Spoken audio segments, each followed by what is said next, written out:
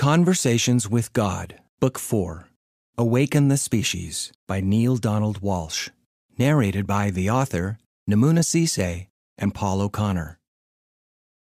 Dedication. To those who see that neither their life nor their world is as wonderful as it was meant to be, but who know that both can be, and who now choose to make it so. Author's Note. I am aware that in the most recent book in the Conversations with God series, Home with God in a Life That Never Ends, written and published 10 years ago to this writing, it was indicated that it would be the final of these dialogues to be published and widely distributed by me. Yet life is an ever-changing mosaic, and given that all of us are one with God, we do have the ability to create what filmmakers would call an alternate ending to any story. Apparently, this is what's happened here. A new decision appears to have been made at a superconscious level, the level at which all souls function. I could have kept this latest dialogue private, but everything within me shouted, "Don't you dare!" With this public distribution of a new word-for-word transcription of my most recent conversation with God, I feel that I'm keeping a promise to God to do whatever I might be able to do to continue to place into the world the most important information I've ever been given. Information that, it has been demonstrated to me, can change in a positive way the daily experience of millions of people around the world. Notwithstanding the fact that all of the world's major religions speak of divine revelation from God to humans as having occurred throughout history, I perfectly well understand if some people feel that such a blessed event would presumably not occur in the life of an utterly imperfect and fault-ridden person, such as myself. I've always said, however, that it's not me, in the singular, who has conversations with God, but all of us, in the plural, all the time. Most people are simply calling it something else. All of us have the ability to access the highest wisdom within us, which we are invited to consider to be God working in and through us. The dialogue itself puts this succinctly in the voice of the divine. I talk to everyone all the time. The question is not, to whom do I talk? The question is, who listens? I therefore invite you to set aside whatever natural skepticism may arise regarding the source of the material found here, and to focus instead on whether or not what has been offered in this process has any value in the living of your individual life, and, more broadly, in the understanding of life itself. The text contains much information about life and death, and the time in between. It's filled with probably more metaphysical data than you may have been exposed to in one place in a very long time.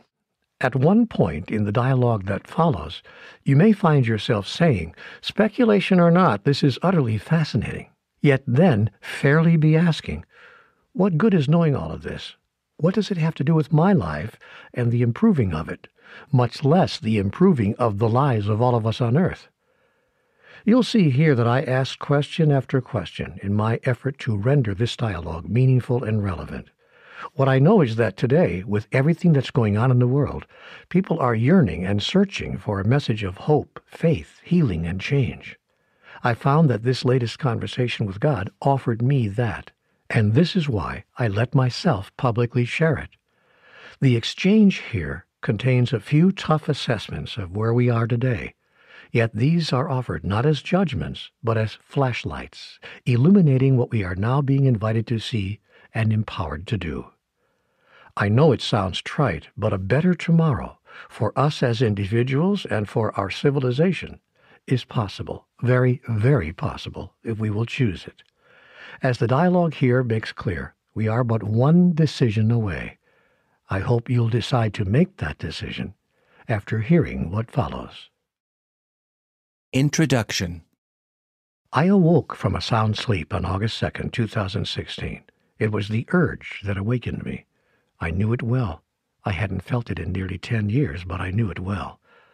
I had no idea what time it was, but I thought to myself, if it's 4:23, will I need more of a sign than that?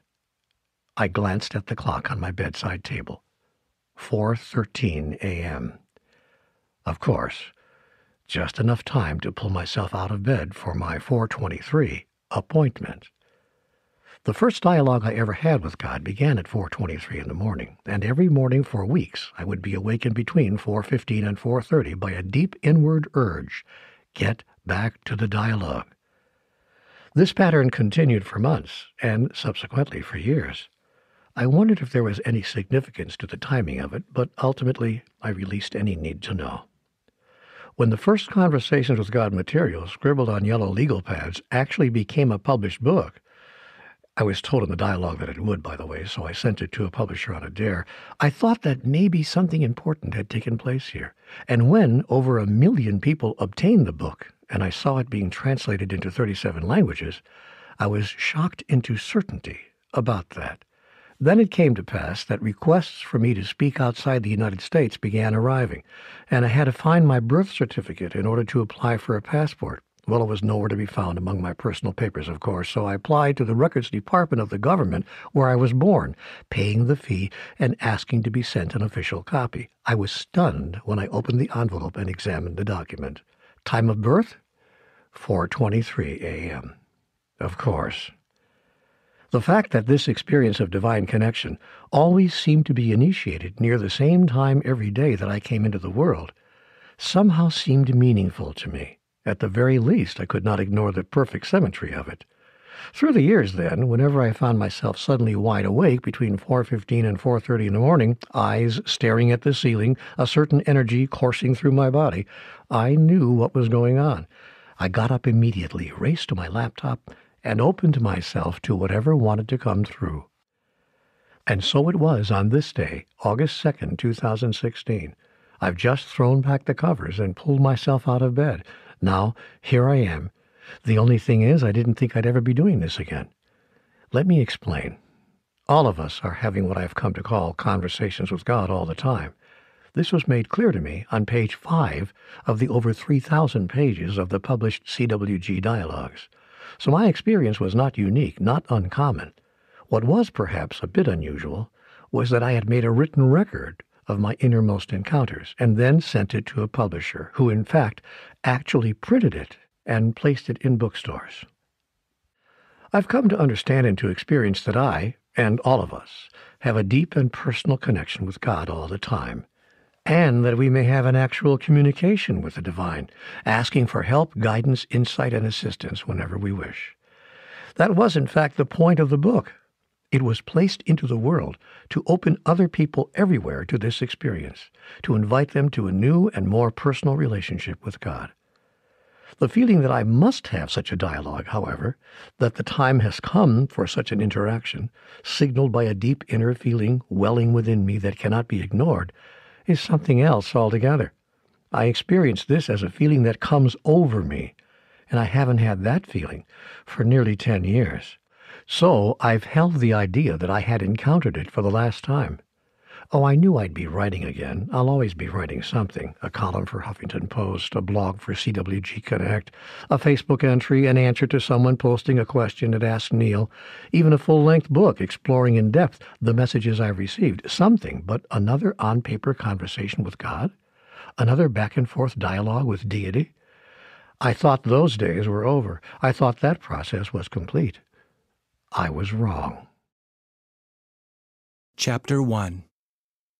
I didn't think I'd ever be doing this again. I thought this process was complete. There's more to do. One more invitation, dear one. I've already accepted two, Change the world's mind about God and give people back to themselves. I thought that was it. I know. It wasn't time yet for the third. Oh, so now it is. Now it is. Okay. What's the third? And by the way, will this be the last invitation?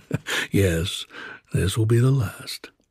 And these invitations are, by the way, not just for you. They're for everyone. Although not everyone will accept them. Those who will accept them will self-identify.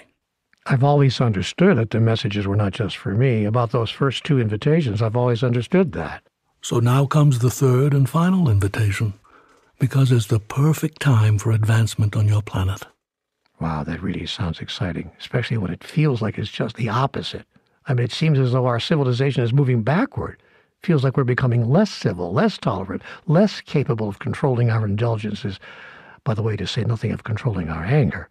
less able to access the better angels of our nature. I'm glad you're seeing this, experiencing this, because if you pay attention to what's happening with you and around you, and do what you feel inwardly called to do in response to it, there's nothing to worry about.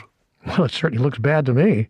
But of course, I don't know if I'm just getting in my own way, getting into my judgment about things and can't really see clearly. I mean, there's a lot going on around this planet that I don't think should be happening. It's not about what should or should not be happening.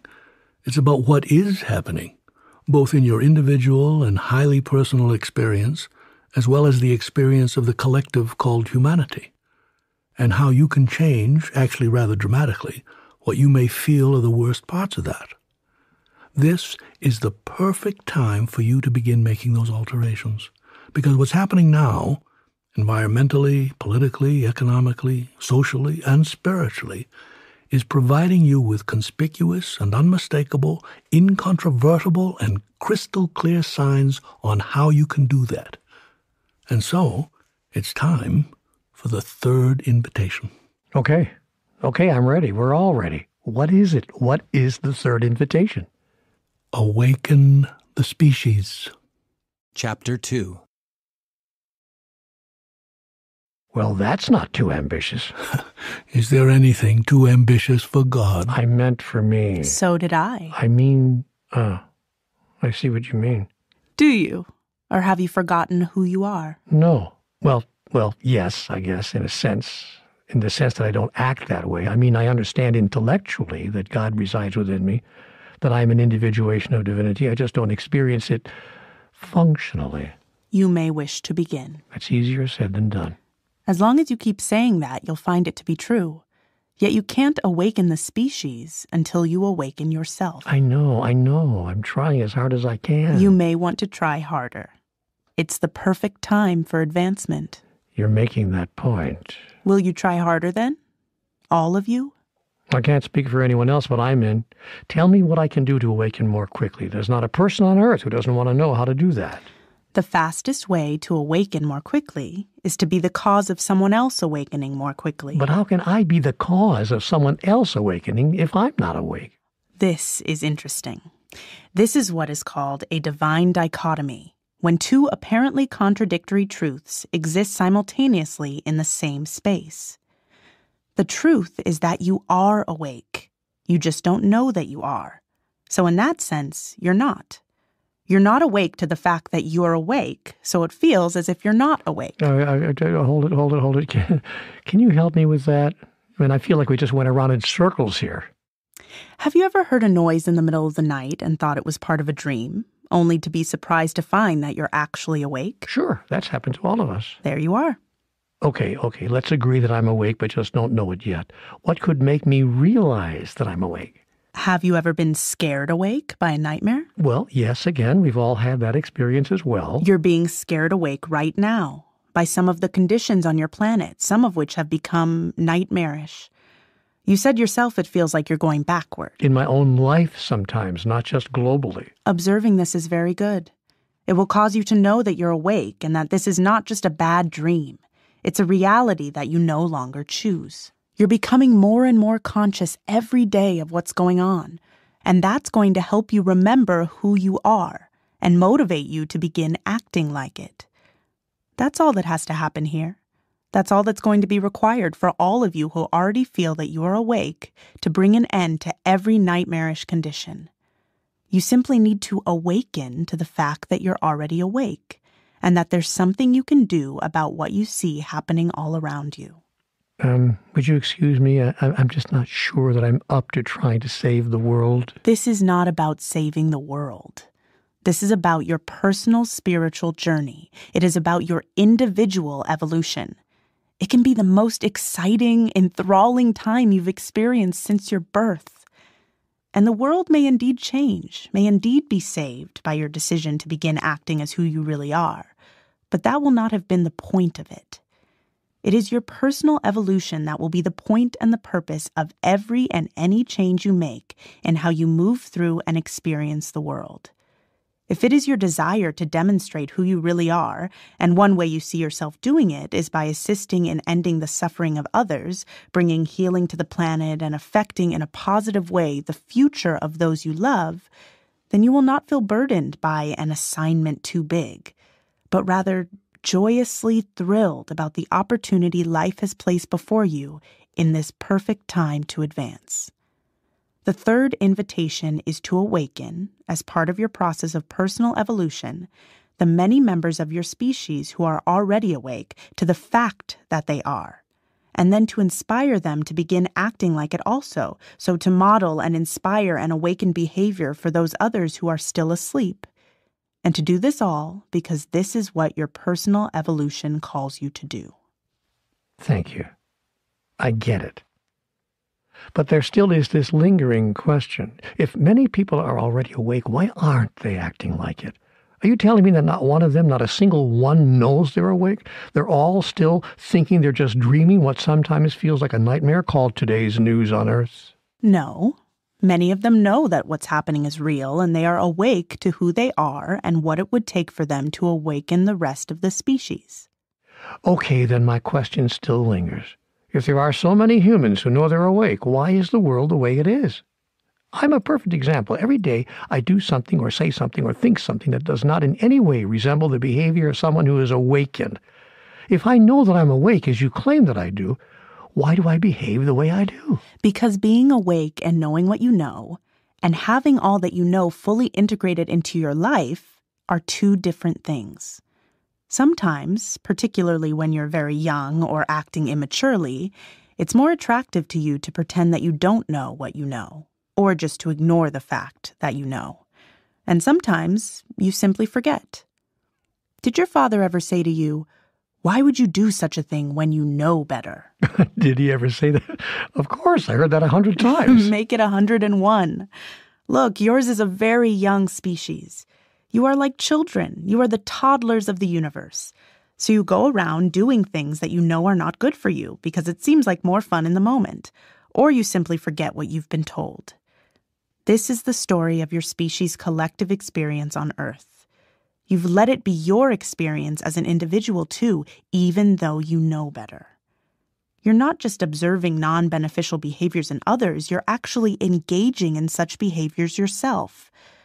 But now it will be beneficial for you to set aside your childish behaviors. I know. And I know that you know. That's what I've been saying here. Even those who did not know before know now. It's becoming too obvious for even the most immature members of your emerging species to not see it, to not realize it, or to pretend they don't know. Yet you're still not acting as if you know. You're not integrating what you know. So you know, but you're not acting as if you know that you know. You're awake to who you are and to what is true, but your behavior does not reflect this. You continue to act as if you're sleepwalking. Now, if you don't want to walk into a wall or off a cliff, you would do well to wake up to the fact that you're already awake, that you're not dreaming about some of the nightmarish conditions on Earth, and that you're not making it up or imagining that this very day is the perfect time to advance in your evolution. Okay, I got it. You keep saying it, and I got it. I understand. And I'm going to bet that others hearing this right now understand, too. This is good news for everyone. It is. And I am being emphatic. I am repeating myself. This whole dialogue that you felt called to have is about repeating other things I've said to you in other conversations. It's about you hearing it again, and now getting all of it. It's about putting everything together as you move toward full integration, then feeling free to accept the third invitation. Feel free to awaken your species, because this really is the perfect time to advance. Chapter 3. Hey, I got to ask you a question. Why do you care so much? I thought God doesn't take a position one way or the other on temporal matters. Are you saying that you have a preference here? That you're deeply concerned about how my life and everything else in life on Earth turns out? I mean, if you really are the God of this universe and you do have a preference, how can you not get what you want? I hope these are fair questions because some people are going to be confused. Every question is a fair question. Your opportunity, and the opportunity of everyone who self-identifies as one who sees helping others on their evolutionary path as part of their evolutionary journey, is to do what you can to awaken your species, primarily by your behavior. For it is what you do, it is how you are in the world, that will shake people awake, that will startle them into seeing what their own possibilities are. Of lesser importance, but also of value, will be what you say to others. Having the courage to share not widely accepted words and thoughts and ideas that might serve to open a road to greater clarity for many people. Now, to answer the present question, I do not want you to awaken the species any more than I want anything at all. Please be clear. God lives in want of nothing. Anything God wants, God can have. Yet God does have desires. It is God's desire that fuels the engine of creation. It is divine desire that powers the universe. Okay, all right, we'll use the word desire then. If God desires humanity to awaken, and I presume this is to preserve and improve its way of life, is there any question that this is going to happen? God's desire is not that particular outcomes occur, but that the sentient beings in God's universe be fully empowered to create what they choose. If all the sentient beings of the universe had no choice but to do exactly what God orders them to do, you would live in a universe populated by machines, automatons, robots, androids. This would defeat the whole purpose of God having created sentient beings in the first place, which is to allow God to experience itself as what it is, the free will creator of its own experience. It is critical to understand that God is both the creator and the created. There is no separation between the two. I know this. I know this. I'm very clear that there's nothing that is not God. That's exactly what is true. God experiences the act of creation, therefore, not by requiring all of itself to follow orders, but in exactly the opposite way, by allowing and empowering all of its creations to create whatever they wish. In this, the parts of God demonstrate the fundamental characteristic of the whole, freedom. Absolute freedom to create as only a pure creator could, without limitation or restriction of any kind. This is the power given to all sentient beings. It is the power given to humans. So now do you understand? My desire is not that humanity be fully awakened. My desire is that you always be empowered to have and to create, to express and to experience whatever you wish. If that means being awakened, wonderful. If that means not awakening, fine. I have no preference in the matter, except that your preference be fulfilled. Oh, yeah? Then why is the third invitation extended by you? This is not us coming to you. This feels like you coming to us. But you are coming to me. You've asked me. You've all asked me for help. Everything that you think and say and pray for tells me that you want your life to change, and that you want life on earth to be different. Do you imagine that I don't hear this? What is clear is that the only way your own life and the life of your species is going to change for the better is by awakening. And so, awakening becomes the agenda. Yet this is your agenda, your prayer. This is what you choose. My role is simply to empower you to create what you wish. That is why I've extended to you the third invitation. Sorry, but it still feels as if an invitation is you reaching out to us. I'm going to answer that. But first, answer this for me. Because others following this conversation may be wondering, why is all of this so important to you? Why are you spending so much time on who asked who? Because if all of this is you coming to us, it could feel very much like a command, not an opportunity, like an order, not an invitation. Now, I know that you don't issue orders or give us commandments, But this invitation of yours could seem to some of us like one of those mobster movies where Don Corleone says, I'm going to make him an offer he can't refuse. Look, I'm not comparing you to a mobster, but I mean, who says no to God? Plenty of people, actually. Okay, I shouldn't have asked. But the real question is this an order from God? Are we being commanded here? No. As you've pointed out, I do not command anything or anyone. I have no need to. Think of it this way. If a friend or loved one knocks on your front door, have you gone to them, or have they come to you? Well, they've come to me, of course. And if you open the door and invite them in, is your invitation a command, or a loving response to their having knocked on your door? Nice analogy. So you're saying we've knocked on your door? My dear, you're practically breaking it down. You and half the human race. Can you not hear the loudest call of your species? Help us. Somebody, please help us change. Yes, I can hear that. Arising from within my own heart, I hear it. And so I have extended the third invitation. Yes, but there are still those who will say, you're the God here, not us. Instead of inviting humans to awaken their species, why don't you just do it? Then repeat to them over and over again. God's function is to empower you to make happen what you wish to make happen, not to make it happen for you.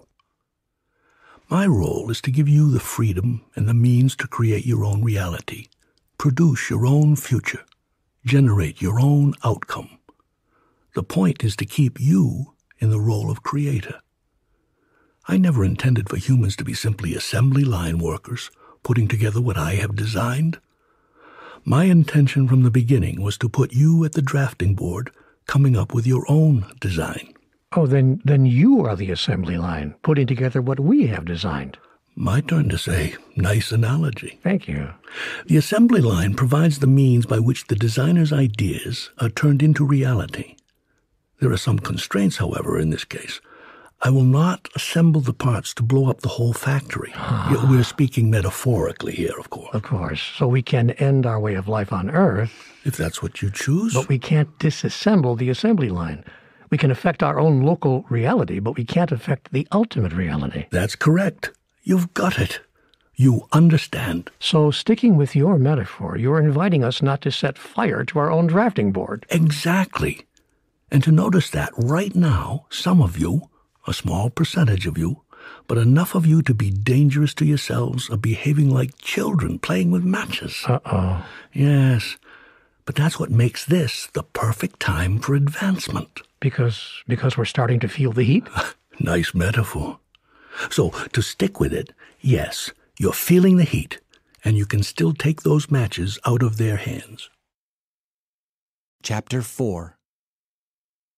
I know it may not seem like it from our actions, but humans actually really do want to survive. That's why we're crying for help.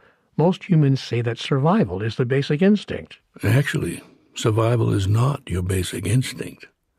If you all followed your basic instinct, the survival of your species would not be in question. It would be guaranteed. I know. The basic instinct of humanity is the expression of every human's true identity, which is divinity. In human terms, this translates to pure love that knows no condition and expresses itself at any cost. That is the fundamental impulse, which is why humans run into a burning building rather than away from it if they hear a baby crying.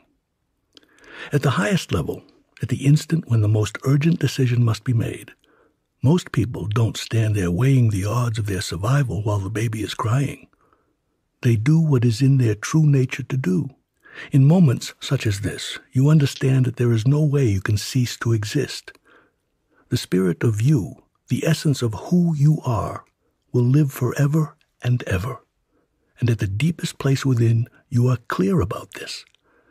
Survival, therefore, ceases to be the issue. It is not a question of whether you will live, but how you will live, whether it's for another 20 years or another 20 minutes.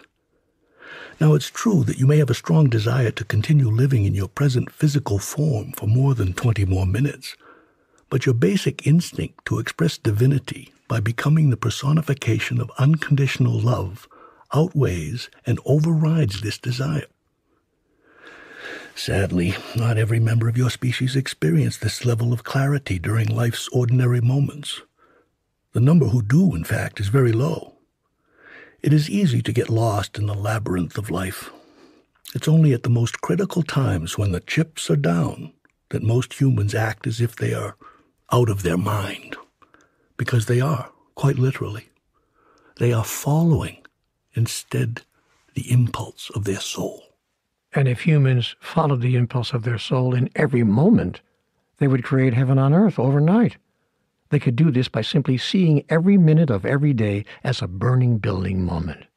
A moment when we do, in fact, easily and instantly access the better angels of our nature.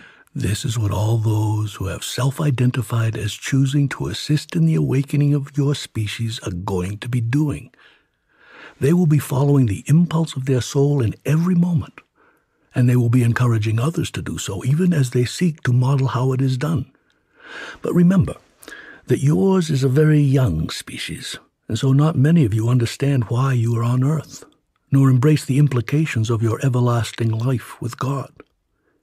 If humans imagine there to be any kind of everlasting life at all, most believe it to be some form of eternal reward or punishment, viewing the kingdom of God as a meritocracy.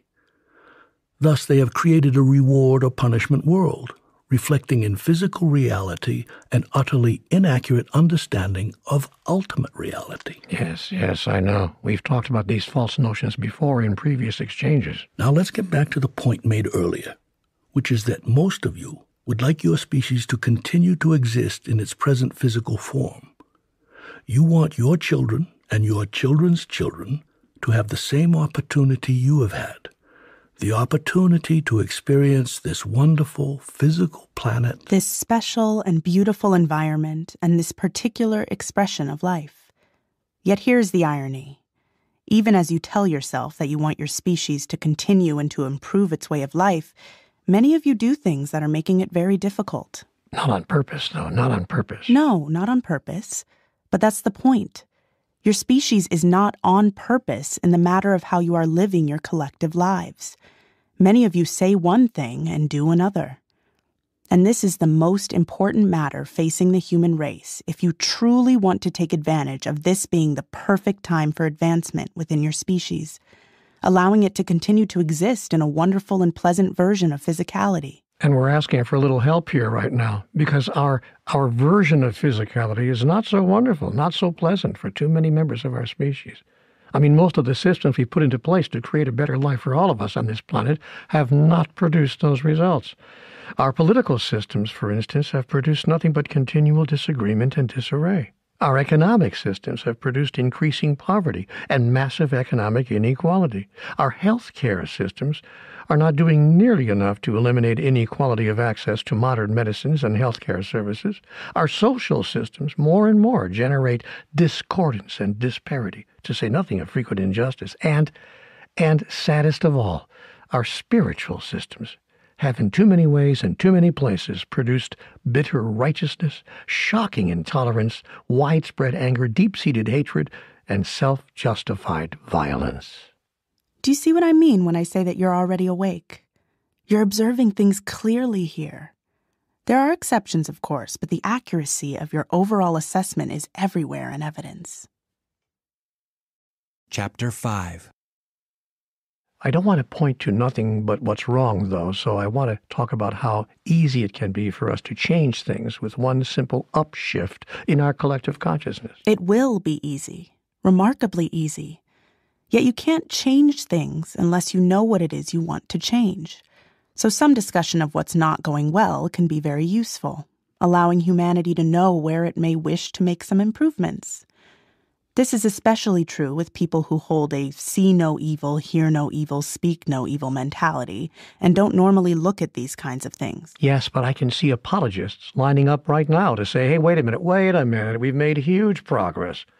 They will say that we have to look at how far humanity has advanced, and they will be accurate, in asserting that things are not as bad as they used to be. So what would you say to them? I would say, but is that it? Is that the most we can say about our global experience? Things are not as bad as they used to be? Can we not at least say also that our species has finally become civilized?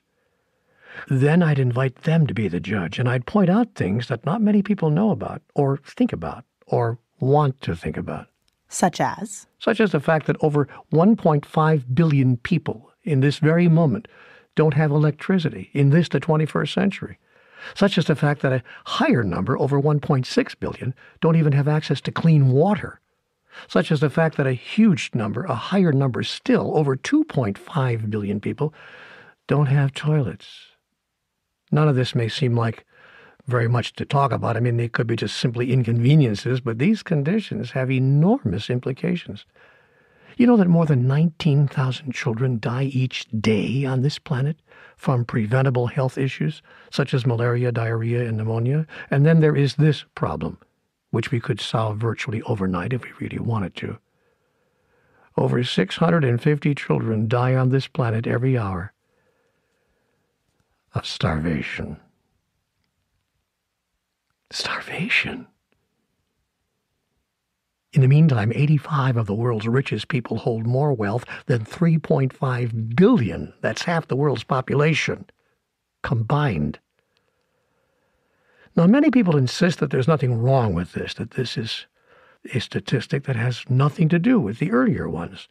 So what I would say to those apologists is, what do you think? Is this a civilized species? And what do you think their response would be? Well, you know, I've actually had this kind of a conversation, and many people become defensive, especially if they're among the smallest percentage of the world's population holding or controlling the largest percentage of the wealth and resources.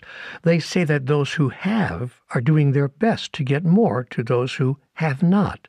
And many of them, to be fair, if not most of them, have done their best. It's not the individuals who are the problem.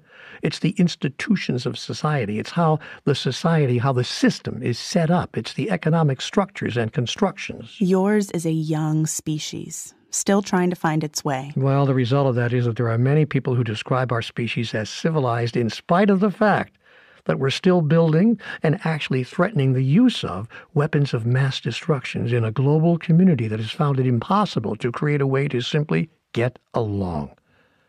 And I keep wondering, is this civilized? And there are many who describe our species as civilized in spite of the fact that we're still killing human beings intentionally as a means of teaching human beings that killing human beings intentionally is not okay. And we fail to see the contradiction. And I keep wondering, does this make sense? And there are many who describe our species as civilized in spite of the fact that we're still claiming that a loving God does not want people who cherish each other to marry each other if they are the same sex as each other, even if they are not of the same sex, but of different races or religions or tribes or cultures. And I keep wondering, is this our definition of love? And there are many who describe our species as civilized in spite of the fact that we're still brutally killing and eating the flesh of other living creatures, pretending that those creatures are not sufficiently self-aware to experience suffering in the way that they are raised and how they are slaughtered, or that it doesn't matter, even if they do experience suffering, because guess what? Humans have dominion over them, and we get to do with them as we want, when we want, how we want. And I keep wondering, is this how we define the human species as humane? There are many who describe our species as civilized, in spite of the fact that we're still smoking and ingesting known carcinogens, ignoring how huge numbers of us are suffering from what we're doing to ourselves, and that we're still abusing alcohol and drugs, pretending that these are substances we can handle, all the while that we're not handling them at all. But seeing that these things alter our very personality, in fact, the root of our being. And I keep wondering, is this the measure of our intelligence?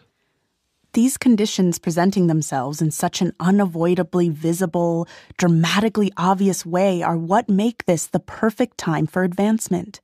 50 years ago, even 20 years ago, before the vast expansion of the internet and the explosively global reach of social media, those conditions existed with far fewer people noticing them.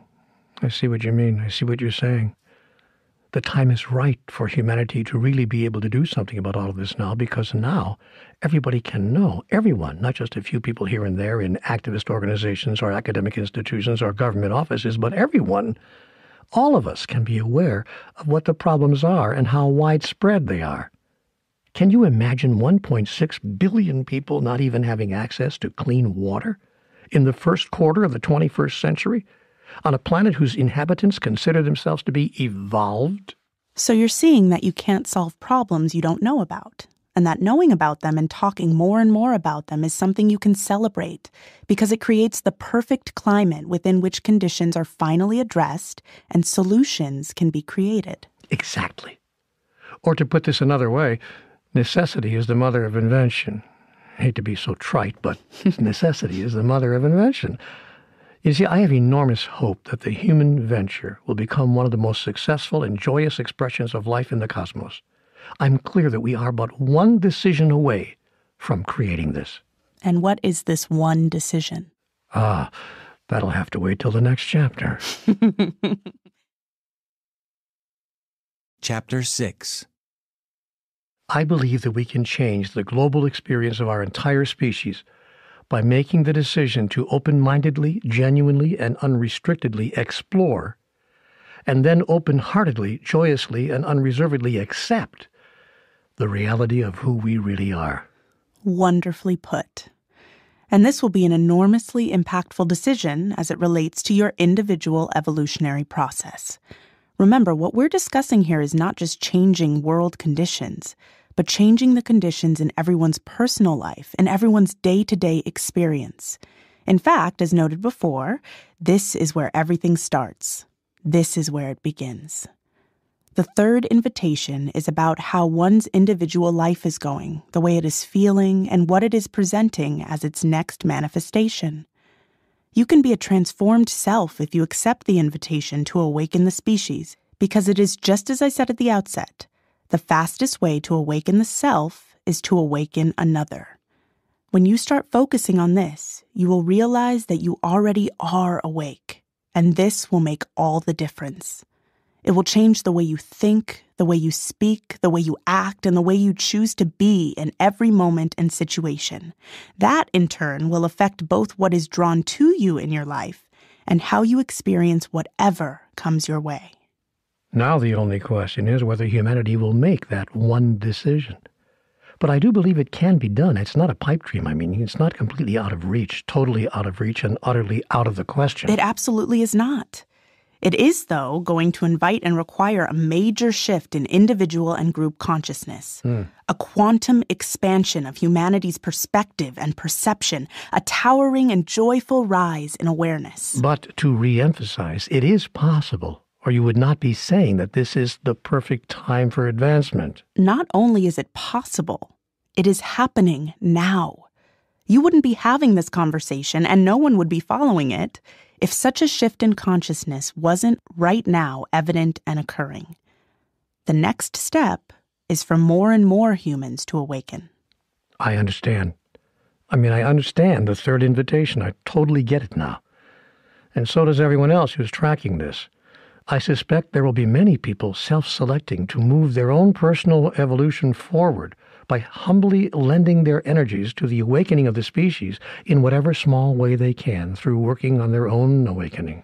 And to help all of you accomplish this, you are invited to turn to higher aspects of the one reality of which you are an integral part. Whoa, wait a minute, hold it. I was just totally getting everything you said here, and now you've lost me. You are encouraged to notice that you are not alone as you face the challenges now confronting your species. Yes, I know that nearly everybody on Earth is concerned about this. There aren't very many people on this planet who aren't worried about the future and trying each in their own way to do something about creating a better tomorrow. The challenge here is that we've tried so many things, and we haven't yet found the answer. We haven't yet, as I've said, found a way to simply get along. We can't even stop killing each other. We can't even find a way to do that. So maybe it's time to get help from those who have found a way. As I just said, practically everybody on Earth has tried, and so far failed. Then turn to those who are not on Earth. I'm sorry? Perhaps it's time to get help from those who are not on Earth, who know all about life on Earth, but are not from Earth. Chapter 7. Whoa, wait a minute. What kind of a door have you just opened here? A door that has always been open. You simply haven't Walked through it yet. Are we talking about beings from outer space?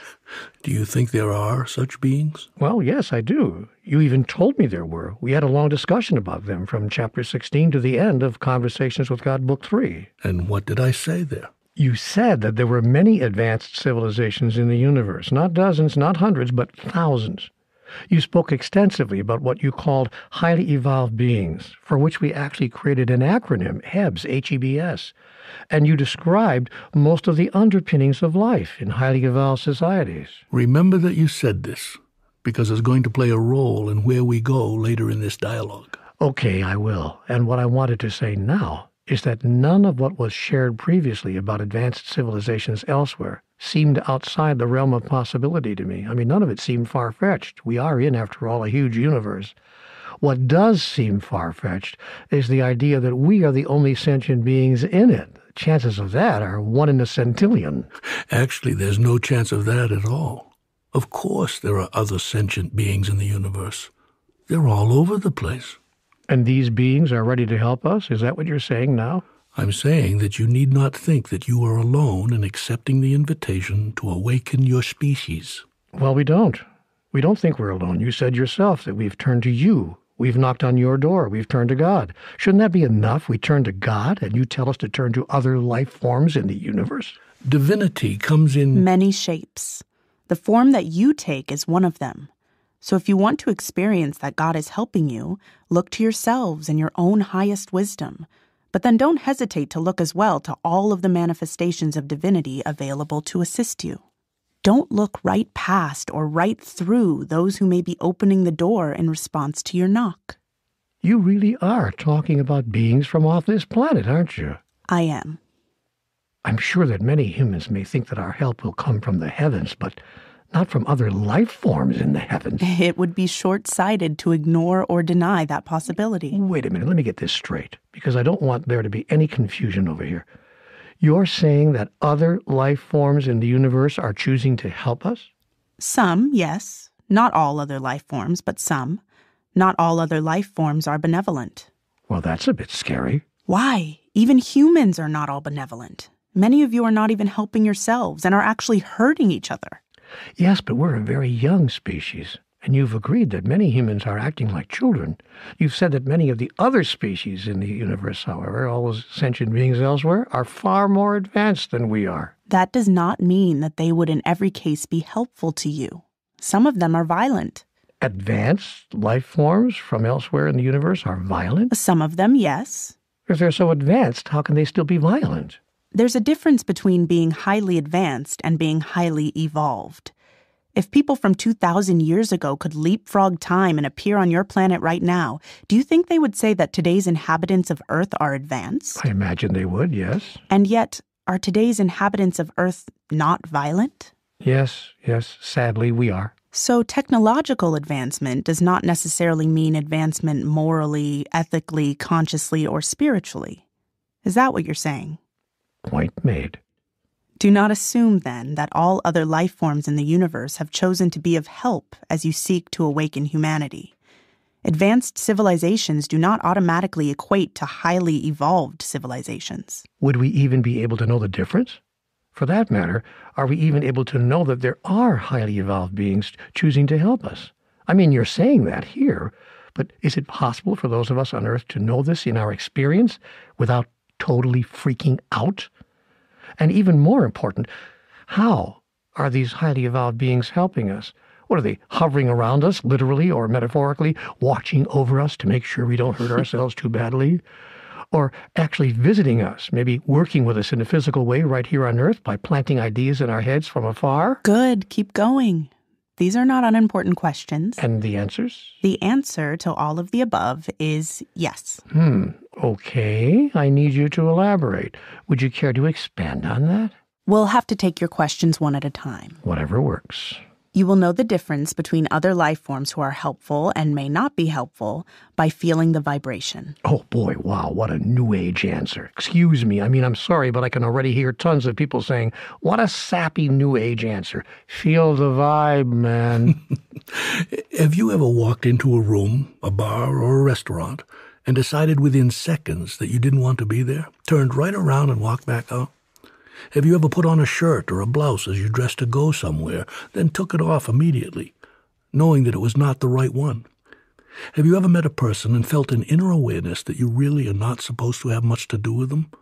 Or looked at from the other side, have you ever experienced love at first sight? Sure. Most of us have had at least one of those experiences. And did you think of them as sappy New Age experiences, or just part of life? Thanks. I got it. So if we can feel the vibration of restaurants, blouses, and people, we can feel the vibration of other life forms. And we would know immediately which ones feel good to us and helpful and which ones do not. Yes. If you're paying attention to what you're sensing, you'll be able to make sense of it all. People who don't use the powerful senses that are built into all human beings, what you might call your common sense, may get all mixed up, and in frustration they may call what they are experiencing nonsense. That's a very clever play on words, but it wasn't a play on words. It was the use of words quite accurately to get across an important message. It may not serve humanity to dismiss what's being said here out of hand. Okay, but how would we even know there are such highly evolved beings helping us? Don't worry, you'll know. You won't be able to miss it. You might call it something else, but you won't be able to miss it. But if we call it something else, we wouldn't know what it is. It's not necessary to know what something is in order to benefit from it. Have we already received such help? You said we won't be able to miss it. That puts it in the future tense. Are we just now starting to get this help? You were just now becoming more aware of it. But it's been there all along? For what humans would call a very long time, yes. So how helpful has it been if it's gotten us to this? Your species has actually come to this at exactly the perfect time and in the perfect way. You've reached this choice point and gained the ability to see it as exactly that, very quickly in cosmic terms, and the conditions and circumstances that you abnegate are, in fact, ideal, in that they are now sufficiently startling to make your future options unmistakably clear. So highly evolved beings have worked very fast, actually, and very efficiently, measured by the clock of the universe. Chapter 8. Okay, this is getting very interesting, and I have to say I totally get that highly evolved beings could be watching over us. There have been enough UFO sightings over these past years. These past years? You mean these past centuries? Okay, these past centuries. To make it, one would think, incontrovertible that we're being observed, but helped? Stop from hurting ourselves? How is that done? Planting ideas in our heads from afar? Okay, I can maybe even accept that. I can even hold that as a possibility, but actually visiting us? We're getting into some pretty way out territory here. Talk about a play on words. Well, I didn't mean that deliberately any more than you did before, but I have to say, I never thought my conversation with God would carry me here. I never thought I'd be getting into this.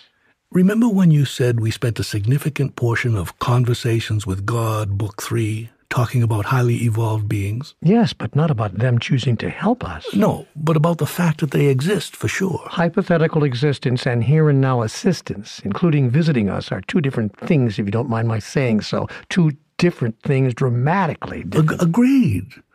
Embracing this possibility is all part of the third invitation.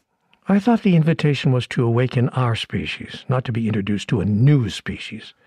And are you now saying that to awaken the species, I have to embrace a belief that other life forms, I guess most people would not call them Hebs, as we referred to highly evolved beings in Book 3, but we just call them extraterrestrials. Are you saying that I have to embrace a belief that extraterrestrials... Yeah, let's just continue to call them highly evolved beings, or Hebs for short. Are you saying then that an awakened species is choosing to help us, is visiting us? You don't have to embrace anything.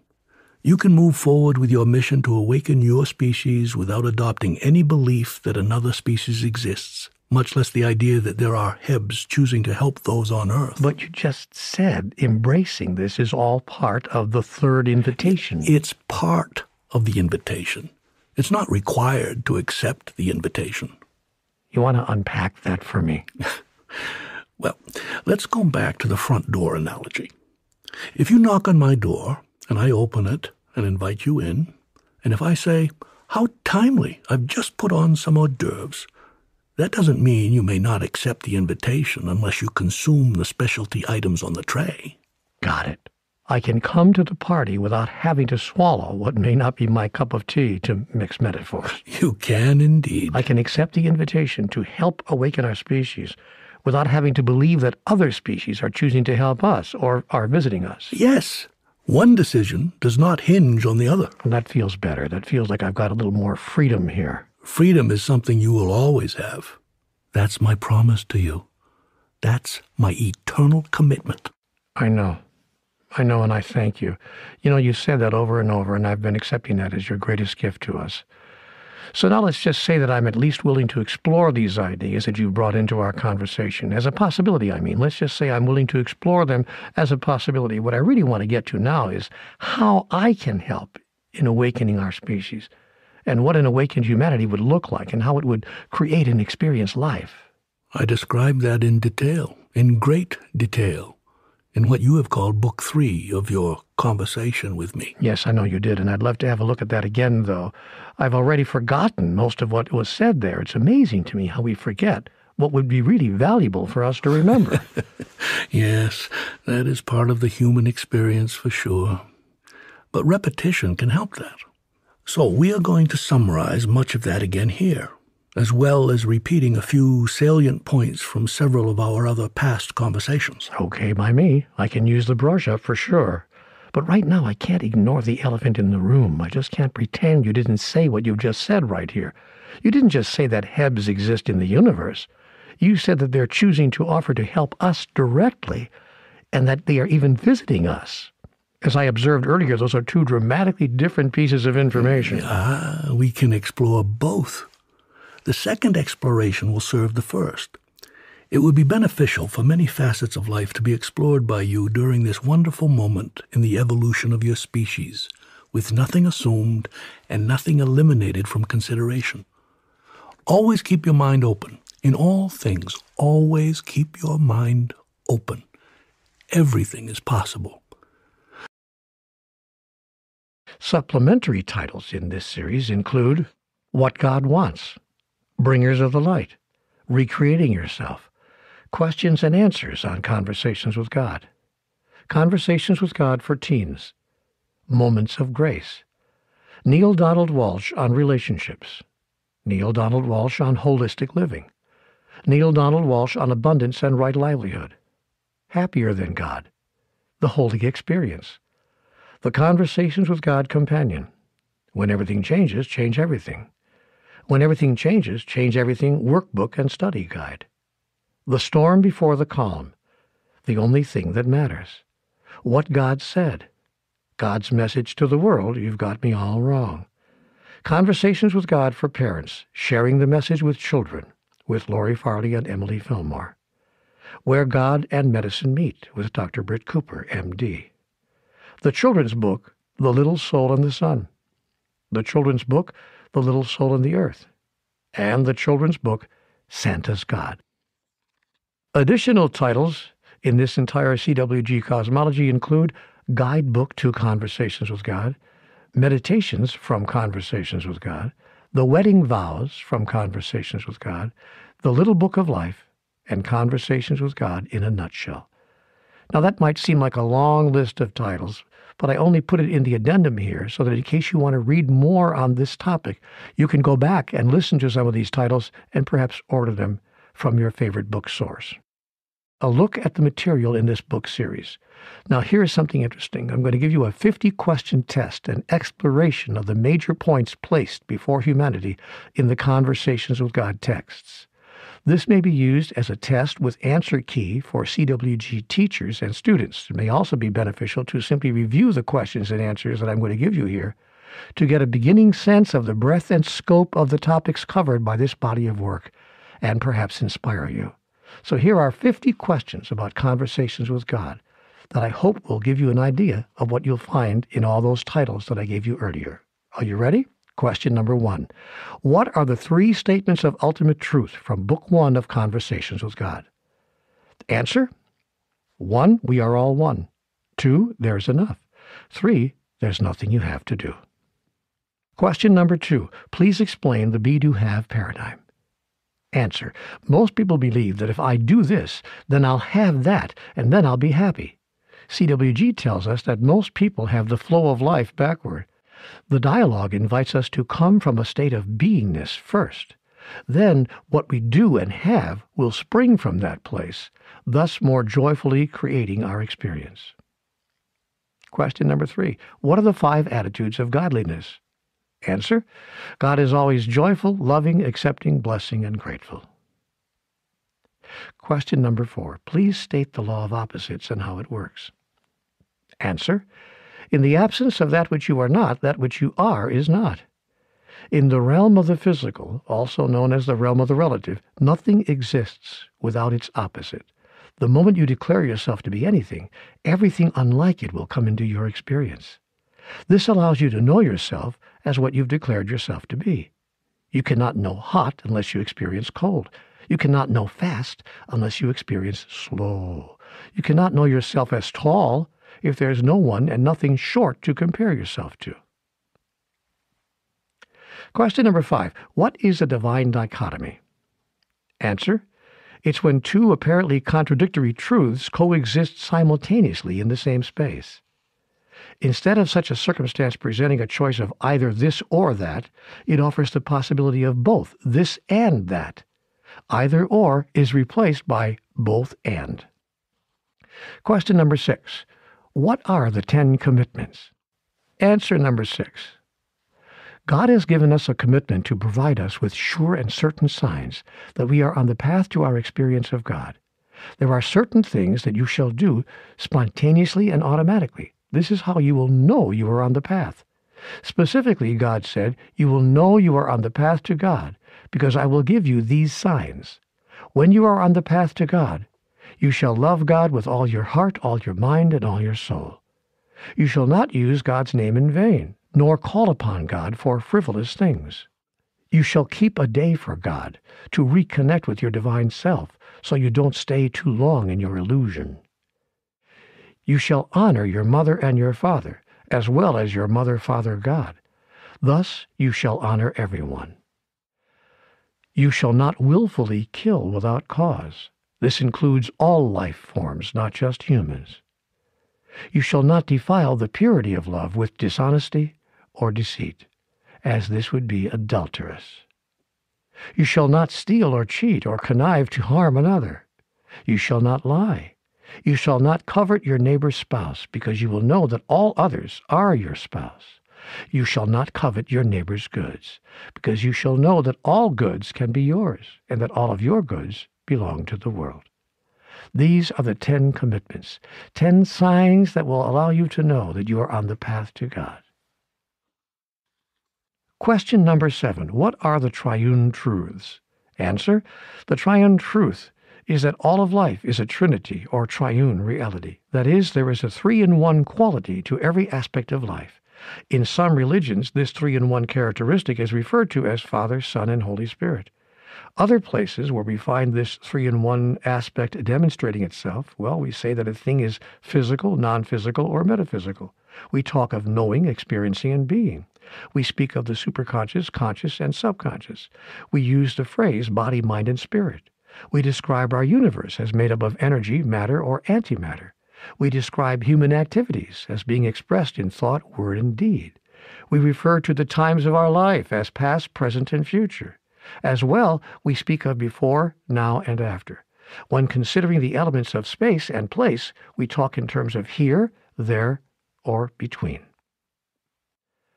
Question number 8. Name the 3 laws of reality. Answer: 1. Thought is creative, and collective thought creates collectively.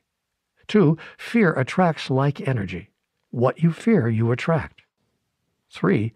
Love is all there is. Question number 9. Name the 3 functions of life.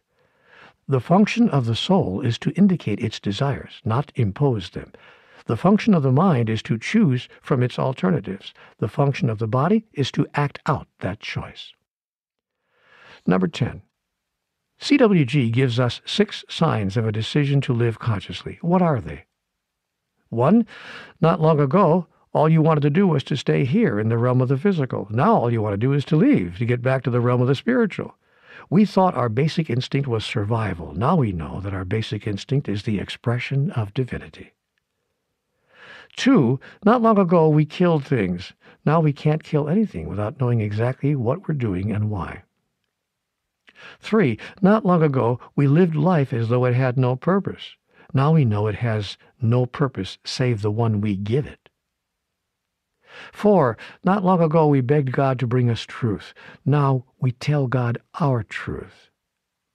5. Not long ago we sought to be rich and famous. Now we seek simply to be our wonderful selves. Number 6. Not long ago we feared God. Now we love God enough to call it our equal. Question number 11. Please explain what you resist persists. Answer. When you resist something, you give it energy, which continues to create it in your reality. If something is not to your liking, instead of resisting, look right at it until it ceases to have its illusory form. That is, look at it until you see right through the illusion to ultimate reality. Question number 12. What is the purpose of the soul? Answer. To turn its grandest concept of itself into its greatest experience. Question number 13. Name the 2 sponsoring thoughts upon which all other thoughts are based. Answer. Love and fear. Question number 14. Explain the differences between pain and suffering. Answer. Pain is a physical or mental feeling caused by a stimulus of some kind. Suffering is your decision about it. Suffering arises out of a decision that something that is happening is not supposed to be happening or should not be occurring. Suffering ends when the person makes a conscious decision to hold a specific pain in a new way. In the case of either physical or emotional pain, one may reduce or disappear suffering by deciding to love what is happening, knowing that it will ultimately prove to be for the highest good. We thus remove the woe is me aspect, as in a woman giving birth, or a person having a tooth extracted. Question number 15. Complete the following sentence. Relationships work best when you... Answer. Do what's best for you. Question number 16. Complete the following sentence. Life proceeds out of... Answer number 16. Your intentions for it.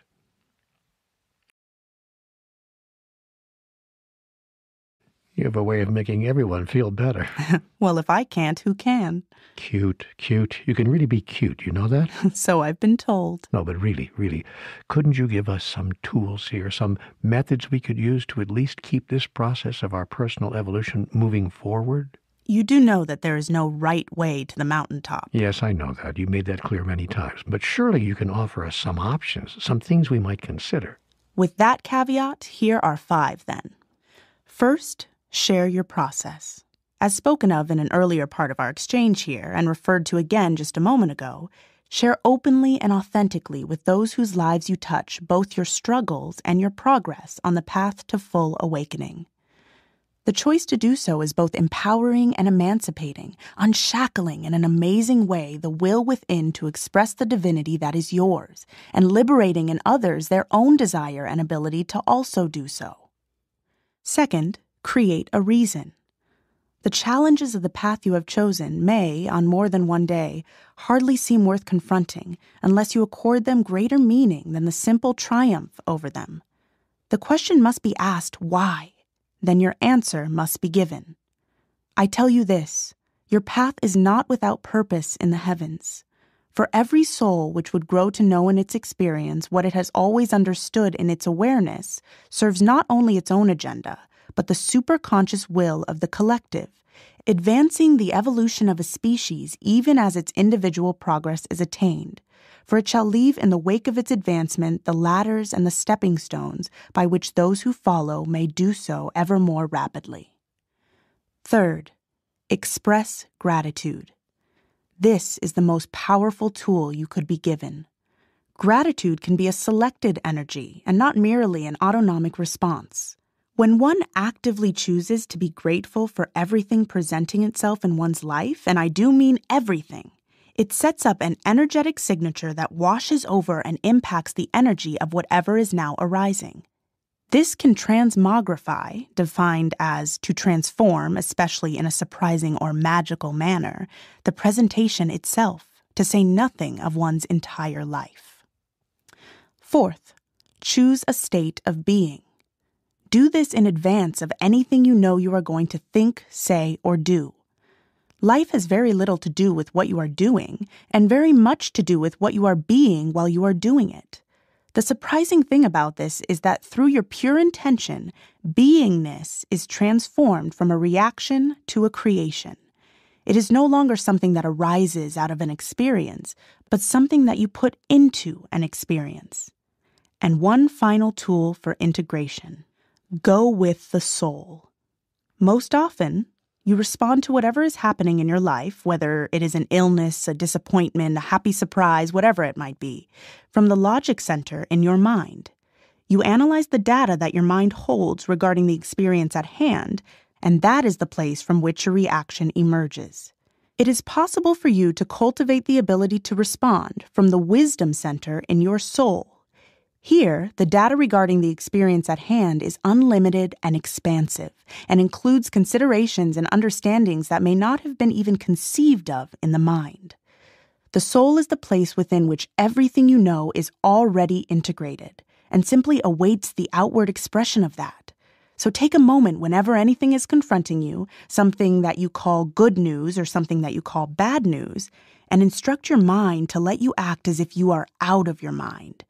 Then, notice your response emerge without thinking, producing a spontaneous demonstration of your soul's wisdom and awareness.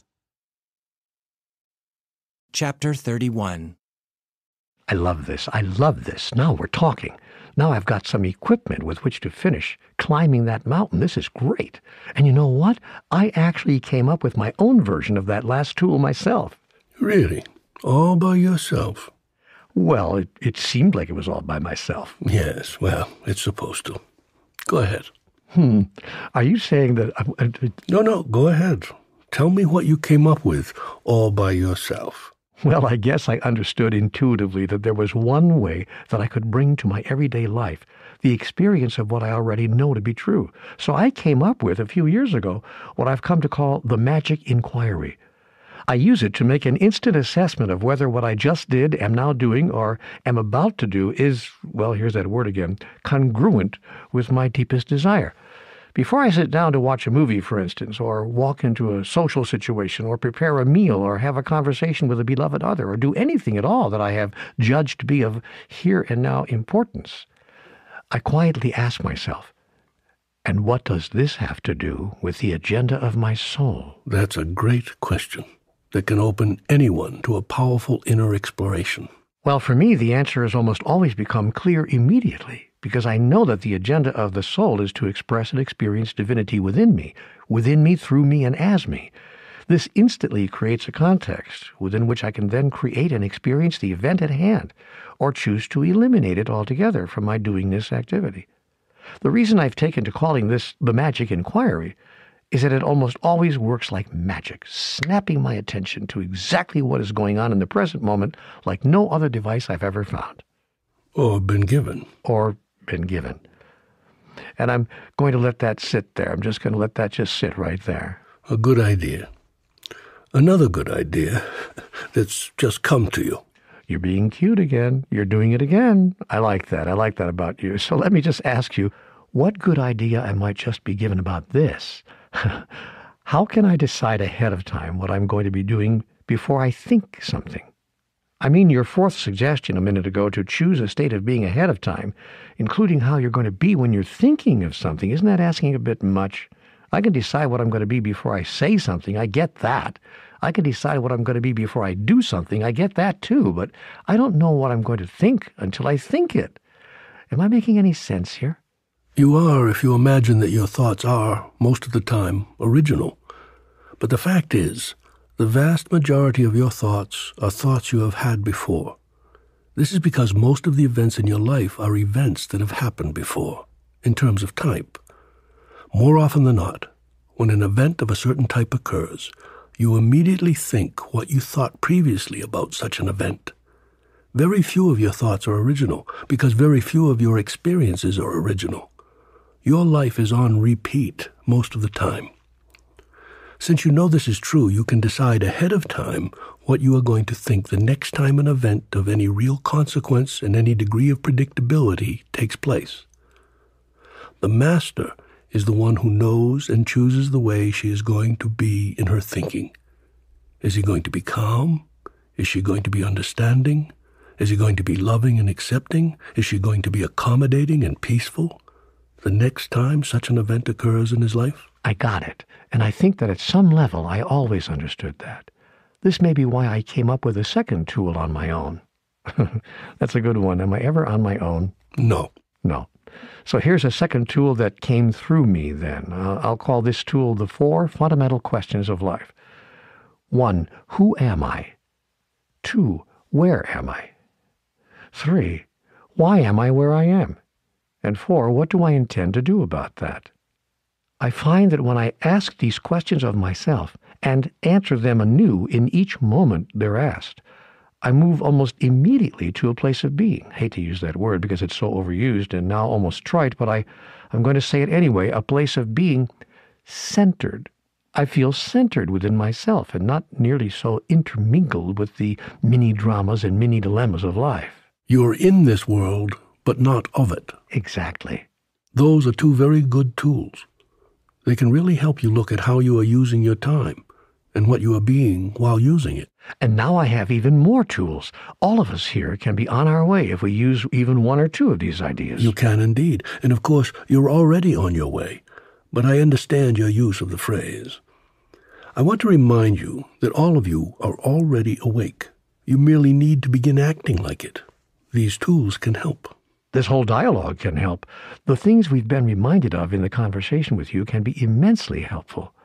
There can be enormous power in knowing and embracing some of the ideas found in this wonderful dialogue. Ideas like, you are not your body. Survival is not your basic instinct. The expression of divinity is. See the other as yourself. Life is eternal. And because you cannot lose your life, ever, you have nothing to lose by being compassionate, caring, and comforting in every circumstance, and on and on and on and on, all those wonderful messages. I'm going to conclude that if I simply used the tools I've been given in this life, if I found it possible to act more and more of the time as if I was already awake, I could feel free even while I'm in this body. You told me earlier that you would explore that with me. Am I reaching the right conclusion here? You are. Freedom is not getting what you want. It is wanting what you get. I've heard that before. You've heard almost everything here before. You will feel joyous and free when you simply apply in your life what you already know. And, to offer one more repetition, the fastest way to apply it in your life is to assist someone else in applying it in theirs. I see the circle. I see the whole circumferential process. And I feel helped and heard here. Thank you. I feel heard and really helped. And I think that's all any of us needs to feel to be willing to move on. So having said that, there's one last thing. This is something that I absolutely have to ask you because, sorry, I have to say this. It's something that's really bothering me about the exchange we've had here. What's that? What about heaven? What about coming home to you? This dialogue seems to have reduced dying to nothing more than a process of moving from one state of being, physical, to another state of being, metaphysical. That may be useful and even fascinating at some level, but whatever happened to coming home to God?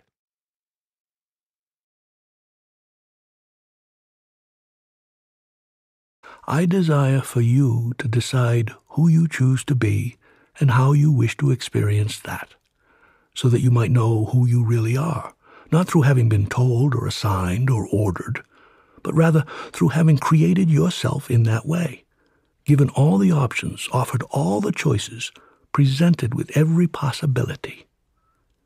Now you have known the power and the glory of being divine through the freedom and the will to be divine.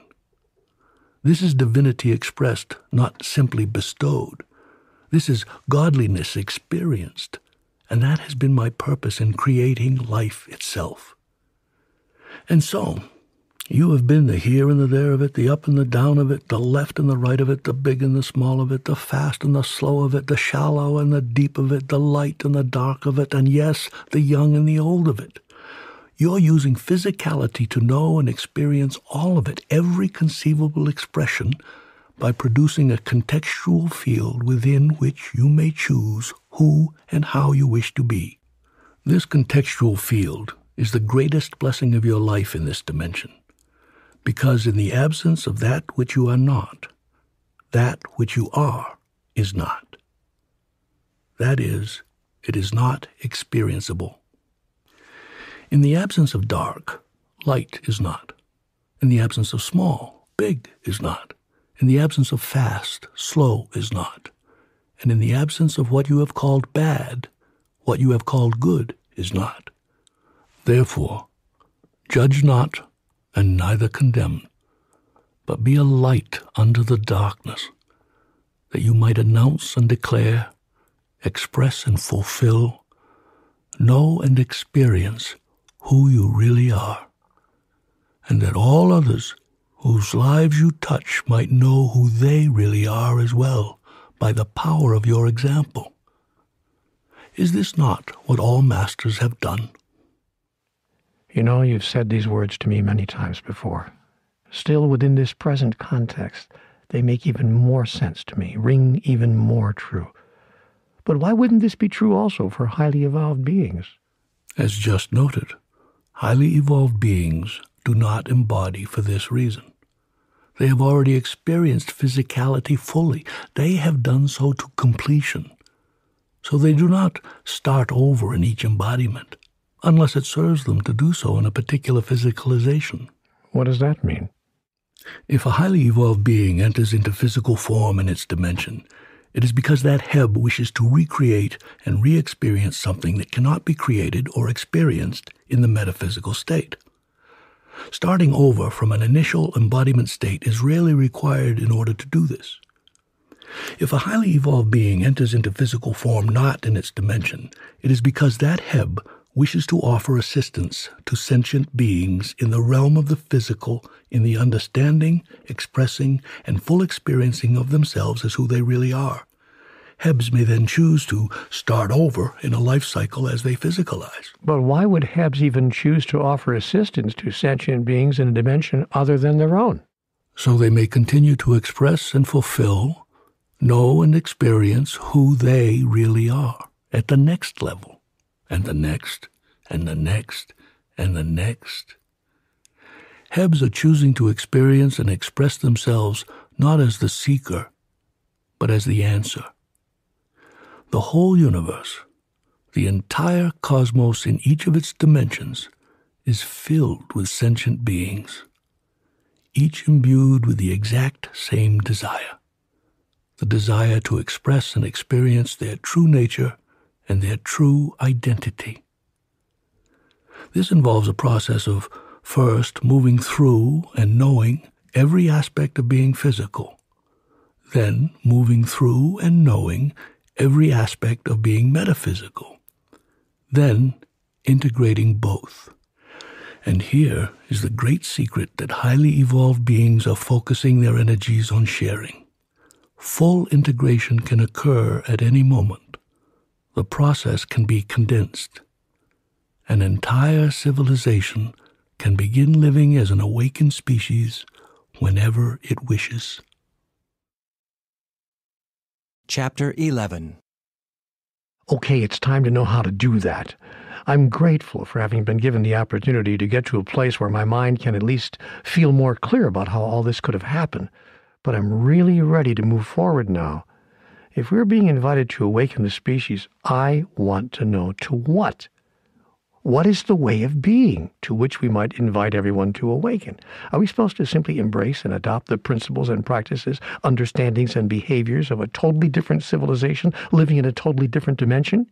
Can't we achieve a better life as individuals and a better tomorrow as a global collective using the highest values of humanity? You certainly can. But it may be helpful and beneficial to you to look in terms of different energies, not different civilizations.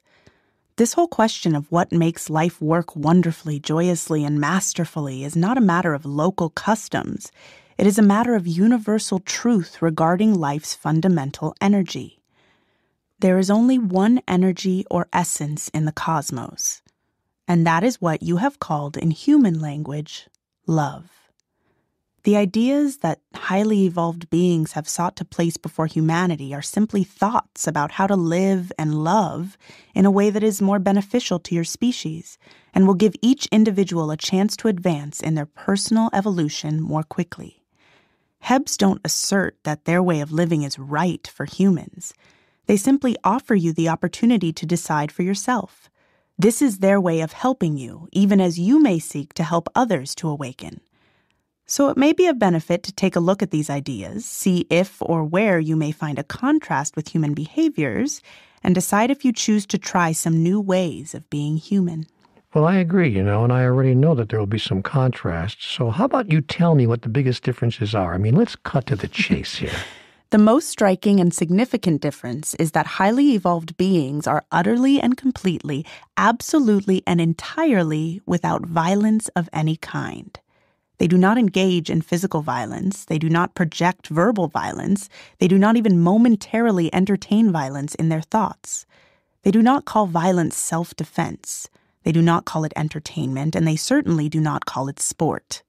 They simply cannot justify or support the inflicting of physical or emotional pain, not even the slightest discomfort, on any other entity. Well, is there a formula by which they have been able to achieve this? I mean, what do they know that we don't know that opens the way for them to be like that? All violence has disappeared from their culture because all anger has disappeared from their reality. And that is because? It is because they live in the knowing that they have nothing to lose by being good and kind and caring and compassionate and unselfish and giving and accepting and unconditionally loving in every instance of every moment of every circumstance or situation. They know they cannot lose their life for any reason or in any way, nor can they lose anything else of value to them because nothing else is of value to them other than life itself, their own existence, which they understand is what provides them with the opportunity for the only experience they desire. Which is? The experience of their divinity. So these beings can't be killed? I mean, not even by an outward circumstance, having nothing to do with being violent with each other, like maybe a black hole, just to make something up here, a black hole swallowing their civilization's home? There is no outward circumstance within the physical universe that could cause them to equate the changing of their manifested form to losing their life or ending their existence. Wow, so I get it. In other words, moving from the physical into the non-physical isn't seen by them as the end of anything. That's exactly right. They know that they will always exist and never cease to be, no matter what happens to their physically manifested forms. That includes a black hole swallowing any planet on which they may happen to be embodying. So when you don't fear losing your life ever, you have no reason to ever become violent. But what about losing something or not being able to get something that you really desire? You have already been told by masters on your planet that desire that you feel must be satiated is the cause of all suffering, and suffering is the cause of all violence. Eliminate suffering, and violence goes away, evaporates, dissolves, disappears. So if you're fully awakened, if you're a highly evolved being, you escape all desire? You escape the incapacitation of desires. You escape the ruination of being ruled by your desires. When you know that your life will never end, you know that anything you wish to experience, you have an eternity to create, or to recreate if you've had it once and wish to experience it again. There's a saying in the cosmos, eternal life brings eternal peace. If, on the other hand, you imagine that you have a limited time in which to experience what you desire to experience, you will give up your peace to acquire it, or to hold on to it if and when you do acquire it. Oh boy, that's the story of humanity in 50 words or less, for sure. So life for highly evolved beings from another dimension is felt as an eternal reality. It is an eternal reality. Life is an eternal experience for all sentient beings. But few sentient beings who think of themselves and express themselves primarily as a physical body experience their eternality as a felt reality. They experience their physicality as their felt reality, and they imagine that when their physicality is over, their existence has come to an end. At best, they hold the idea of eternal life as a concept, a theory, a doctrine or belief, as something that might be, but about which they are not sure. Because the fully awakened entities I have been talking about exist and have their being in another dimension, they are certain that life is eternal. Well, sure they are, because it's easy for them. I mean, they're experiencing it, not just thinking about it or praying about it or hoping about it, and they have been experiencing it since forever. So have you. The difference is they know it and you don't. They remember it. Can we remember it? How can all of us remember it? What do you think you're doing here?